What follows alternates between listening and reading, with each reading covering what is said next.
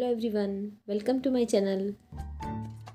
आज मैं आप लोगों के साथ बचे हुए चावल के पापड़ की रेसिपी शेयर कर रही हूँ, जिससे कि ना ही हमें पकाना है और ना ही इसे बेलना है। तो मार्केट में मिलने वाले राइस फ्राइम के टेस्ट वाली इस लेफ्ट ओवर राइस की रेसिपी को बनाना स्टार्ट करते हैं। तो इस रेसिपी को बनाने के लिए मैंने यहाँ पर 1 कटोरी पके हुए चावल लिए हैं। ये वही चावल है जो कि हम लोग लंच और डिनर में बनाते हैं और बाद में बच जाते हैं। ये चावल कुकर में बने हुए हैं और इसमें बनाते वक्त मैंने घी भी नहीं डाला था, क्योंकि आज मुझे इसके पापड़ बनाने थे। तो इस चावल को ग्राइंड करने के लिए हम इसे एक मिक्सी के जार में डालेंगे और जिस कप या फिर कटोरी से नापकर हमने चावल लिए हैं, उसी से नापकर 1 कटोरी इसमें हम पानी डालेंगे। चावल एकदम ठंडे हो गए थे, इसलिए इसे पीसने के लिए मैंने हल्का सा गर्म पानी लिया है, जिससे कि चावल एकदम स्मूथ ग्राइंड हो जाए। आप चाहे तो इसे ग्राइंड करने के लिए हल्का सा गुनगुना पानी यूज़ भी कर सकते हैं या फिर नॉर्मल पानी भी यूज़ कर सकते हैं। थोड़ा सा पानी मैंने बचा लिया है। इसे मिक्सर में थोड़ा सा चला लेंगे और फिर आवश्यकता अनुसार बाद में डालेंगे। ये ग्राइंड तो हो गया है, परंतु एक फाइन पेस्ट तैयार नहीं हुआ है। तो एकदम फाइन पेस्ट तैयार करने के लिए आधी कटोरी पानी और डालेंगे और दोबारा से इसे ग्राइंड कर लेंगे।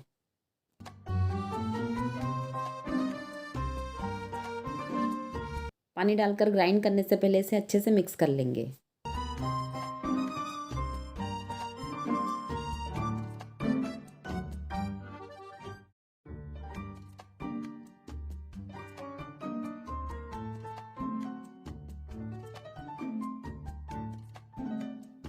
और दोबारा से ग्राइंड करने से ये एकदम फाइन पेस्ट तैयार हो गया है। इसकी कंसिस्टेंसी कुछ इस तरह की होनी चाहिए, ना ही बहुत ज़्यादा गाढ़ा और ना ही बहुत ज़्यादा पतला। सभी के चावलों की क्वालिटी अलग अलग होती है, इसलिए पानी की मात्रा भी कम ज़्यादा हो सकती है चावल को ग्राइंड करने के लिए। और वैसे 1 कटोरी चावल को ग्राइंड करने के लिए 1.5 कटोरी पानी परफेक्ट होता है। और इस बैटर की कंसिस्टेंसी एकदम डोसे का जो बैटर होता है उसी तरह होना चाहिए। अब हम इसमें हल्का सा टेस्ट के अकॉर्डिंग नमक डालेंगे, क्योंकि चावल में नमक पहले से ही डला है। और साथ ही 1/4 टीस्पून हींग भी डालेंगे। और ये इसमें अच्छे से मिक्स हो जाए, इसके लिए दोबारा से इसे ग्राइंड कर लेंगे। अब इस तैयार बैटर को एक बॉल में ट्रांसफ़र कर लेंगे। इस तैयार बैटर में आप चाहे तो चिली फ्लेक्स या फिर हरी मिर्च भी ऐड कर सकते हैं, परंतु इससे जो पापड़ बनते हैं वो प्लेन ही बहुत अच्छे लगते हैं। हमारा बैटर तैयार हो गया है, तो सबसे पहले हम पापड़ डालने की प्रिपरेशन कर लेते हैं। पापड़ डालने के लिए या तो हम इस तरह टेबल स्पून का यूज़ करके बड़े वाली साइज़ के पापड़ बना लेंगे, या फिर इस तरह टी स्पून से छोटे छोटे चिप्स के शेप में पापड़ बना लेंगे। थोड़े से पापड़ को अलग सा टेस्ट देने के लिए मैंने यहाँ पर 2 टेबल स्पून कच्चा वाला जीरा लिया है। इसे मिक्सी के छोटे वाले जार में डालेंगे और इसे दरदरा ग्राइंड कर लेंगे। हमें यहाँ पर केवल आधे टीस्पून जीरे के पाउडर की भी ज़रूरत है, बाकी को हम एयर टाइट कंटेनर में भर कर रख लेंगे। यदि हम थोड़ा सा जीरा ग्राइंड करते तो वो अच्छे से ग्राइंड नहीं हो पाता, इसलिए हमने इसका ज़्यादा पाउडर तैयार कर लिया है। अगली बार पापड़ बनाते टाइम या फिर सब्जी में डालकर इसे यूज़ कर लेंगे। जीरे के इस तैयार पाउडर को हम साइड में रख लेंगे। जब हमारे आधे पापड़ प्लेन बन जाएंगे तो फिर बचे हुए बैटर में इसे ऐड करके हम डिफरेंट टेस्ट वाले पापड़ भी बना लेंगे। अब पापड़ों को डालने के लिए मैंने यहाँ पर बच्चों के बुक और कॉपी पर जो कवर चढ़ाते हैं उसका जो अच्छे वाले प्लास्टिक का रोल आता है उसमें से थोड़ा सा काट कर लिया है।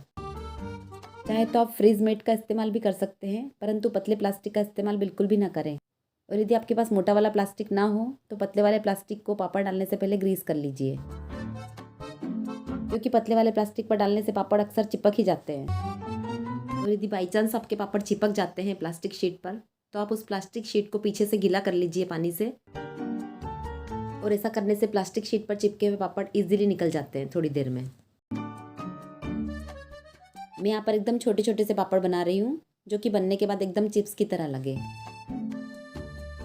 इन पापड़ों को ज़्यादा नहीं फैलाना पड़ता है, क्योंकि ये अपने आप ही थोड़े थोड़े फैल जाते हैं।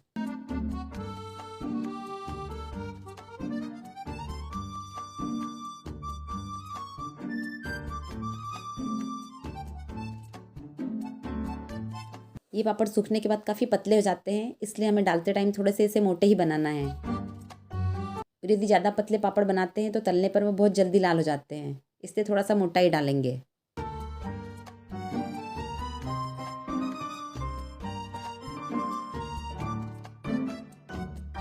आधे बैटर के पापड़ डालने के बाद जो बचा हुआ बैटर है इसमें हम 1/2 टीस्पून हमारा जीरे का पाउडर डाल देंगे। जिससे कि थोड़े से अलग टेस्ट वाले पापड़ भी तैयार हो जाएंगे।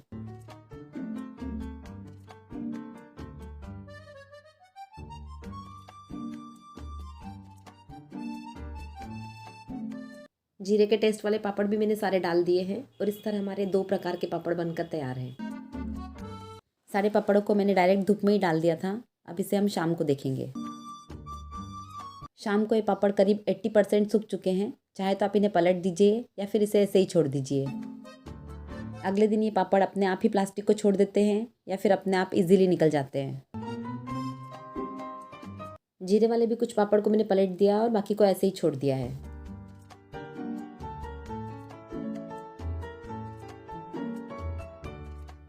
अगले दिन 2 से 3 घंटे की धूप में ये बहुत अच्छे से सूख गए हैं, तो इन्हें हम एक प्लेट में इकट्ठा कर लेंगे। देखिए सूखने के बाद एकदम वाइट पापड़ हैं, बिल्कुल भी काले नहीं पड़े हैं। सारे पापड़ों में जो ये पापड़ प्लेन दिख रहे हैं, इनको हमने शाम को पलटा नहीं था, इसलिए एकदम प्लेन है। और जिन्हें हमने पलट के रख दिया था वो थोड़े से कर्व्ड हो गए हैं सूखने के बाद। और इसे देखकर कोई भी यकीन नहीं करेगा कि इसे हमने बचे हुए चावलों से बनाया है।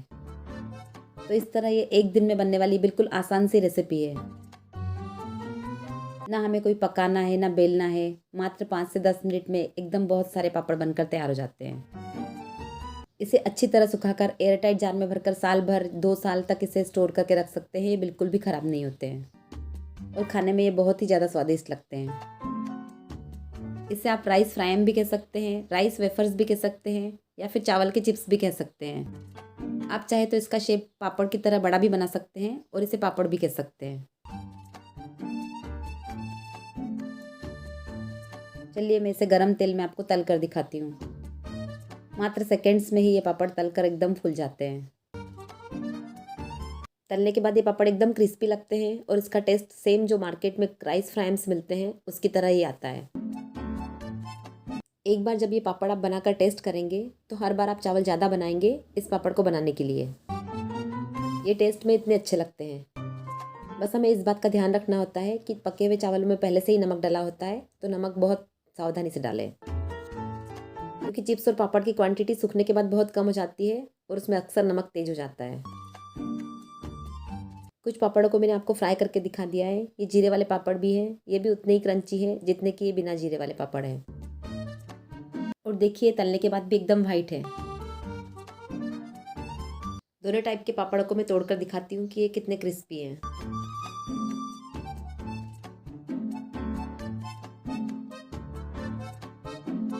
यदि रेसिपी अच्छी लगी हो तो मुझे कमेंट करके ज़रूर से बताइए और इसे ज़रूर से ट्राई कीजिए। ट्राई करने के बाद रेसिपी पसंद आए तो मेरे वीडियो को लाइक कीजिए, अपने फ्रेंड्स और फैमिली में से शेयर ज़रूर से कीजिए। और इस तरह की और रेसिपीज़ देखने के लिए मेरे चैनल को सब्सक्राइब करना बिल्कुल भी ना भूलिए। And thanks for watching.